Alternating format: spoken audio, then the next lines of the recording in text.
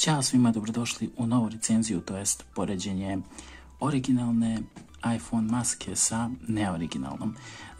Najprije moram da vam kažem da nije bitno da li vam je maska original, čovjek se gleda po kvalitetu koji ima u sebi, a ne po mobilnom telefonu niti ičemu sličnom, ali ukoliko ste rješili da kupite originalnu masku, onda morate da znate koje su prednosti i koje su zapravo originalne, a koje su fake. Čisto da ne biste bacali pare uzalud. Kraj mene se nalazi originalna maska, ovoga puta bela, i neoriginalna maska. Ovo je neka boja maslinasto-zelena, mada više mi liči na tamno-zelenu, kako god. Sad ćemo otvoriti i jedno i drugo i vidjet ćemo koja je zapravo razlika. Verujte mi, razlike su jako male, ali svakako su primetne. Pa hajde da počnemo. Za početak, hajde da vidimo pozadinu samog pakovanja. Ovdje se jasno može vidjeti da ovdje imamo tekst na engleskom, tačnije deskripciju, i ovaj mali kružić, to jest oznaka strelice, je pomerena jako ka uglu, dok je ovdje znatno drugačiji. Inače, deskripcija je slična poprilično, ali ovdje na neoriginalnom će uvek, ali apsolutno uvek biti na kineskom ili na nekom jeziku, možda čak i na korejskom. Tako da, ali stvarno jako su male razlike, skoro i neprimetne.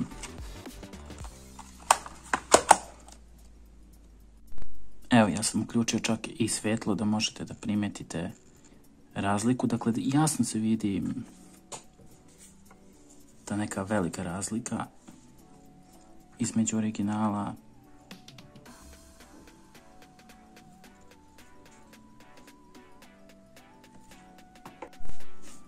kod samih maski. Postoji jedna razlika koja odaje original od kopije. To su dugmići zapravo, to je tasteri ovi.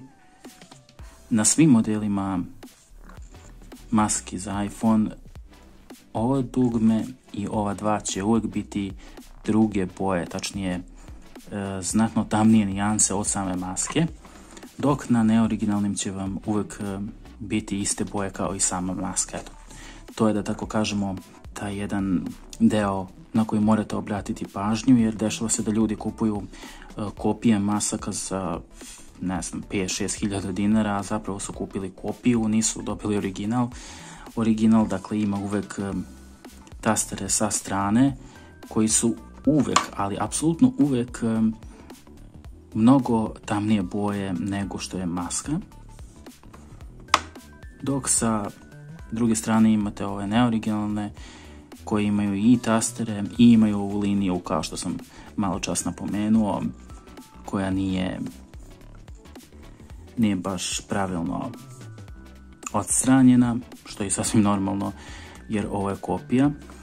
Druga stvar, što se tiče unutrašnjosti same maske, tu imate mikrofiber tkaninu. Ovdje imate neku vrstu imitacije iste i imate logo iPhone-a koji se vidi da nije lepo odrađen, dakle više liči kao da je printovan, dok sa druge strane na originalnom vidite da je utisnut.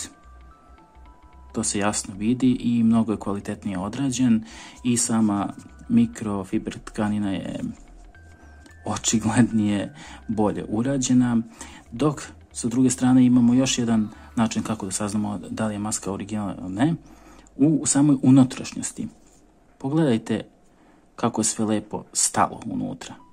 Dakle, mikrofiber tkanina koja je unutra je jako fino raspoređena i nemate nikakvih proreza niti slično, dok sa druge strane, ne znam da li možete da vidite, ali ovdje se vidi prorez i jednostavno nije do kraja ulegla tkanina koja se ovdje nalazi, tako da je i to jedan znak da je vaša maska koju ste kupili neoriginalna, to jest fake.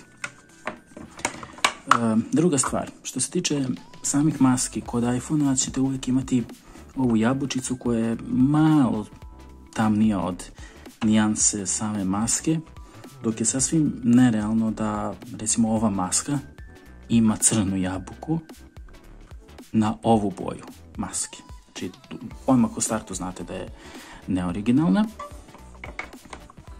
ali sama maska kao maska jeste dobre kvaliteta, ne mogu da kažem i jedna i druga.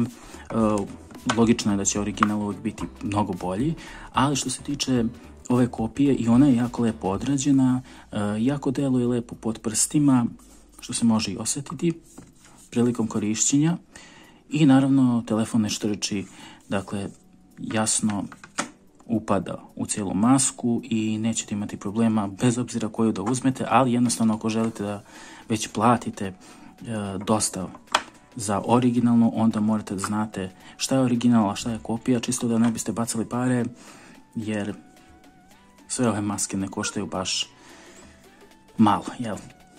Sama kopija maske, kao što je ova recimo ovdje, može se nabaviti na našim prostorima između 10-15 evra, dok je ova originalna negdje između 50 pa do 70 evra po primjerku. Ono što moram da kažem jeste da postoji još jedna vrsta pakovanja koja se skoro pojavila i koja se znatno razlikuje i od fake i od original. Također je fake. Evo, ovdje imate dve fake ambalaže, dok ovdje imate originalno. Dakle, ukoliko želite da proverite da li je vaša original, slobodno uporedite. Mislim da će ovo dosta značiti ljudima, pogotovo ukoliko žele da odaberu masku za svoj telefon, a žele da je plate malo više, pa čisto da imate u vidu šta ste kupili i to jest šta ste dobili za uloženi novac. I za kraj možemo reći da je original ipak original i da ako već dajete velike pare za masku, onda morate obavezno da proverite šta ste kupili. Dakle, rekli smo, ponovo ćemo da prođemo kroz to. Ukoliko maska ima liniju, to je zovem mold linija, koja je utisnuta. Tačno se vidi kako su radili masku. Tokom izlivanja same maske, verovatno nisu mogli da se otarase ovog dela koji štrči ovdje, te linije, i onda su je tako ostavili, ali to je eto znak da je maska neoriginalna. Pod dva, dugmići su druge boje uvek na originalu, dakle ne možete imati originalnu masku sa istim dugmićima. I što se tiče same mikrofiber tkanine, unutra ona mora da naleže jako dobro.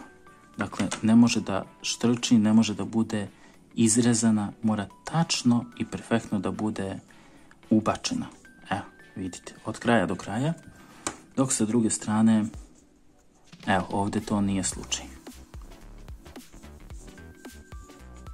Tako ćete znati da li ste kupili original ili je vaša maska fake. U svakom slučaju, hvala vam puno što ste ostali do kraja. Ja vjerujem da će ovaj video biti od koristi mnogim ljudima koji žele da priušte sebi nešto malo skuplje, ali jednostavno ne znaju da prepoznaju original od neoriginala, i u tom slučaju bolje je da pogledate ovaj video do kraja i jednostavno zapišete negde ili zapamtite kako možete da prepoznate originala kako fake. Još jednom kažem, nije bitno ko ima fake masku, ko ima original, čovjek je čovjek. On se gleda po kvalitetima ljudskim, a ne po telefonu. I to je to, ljudi. Nadam se da vam se svidio video. Ukoliko jeste, drmnite taj like, subscribe, a mi se vidimo u narednom videu. Do tada, veliki pozdrav!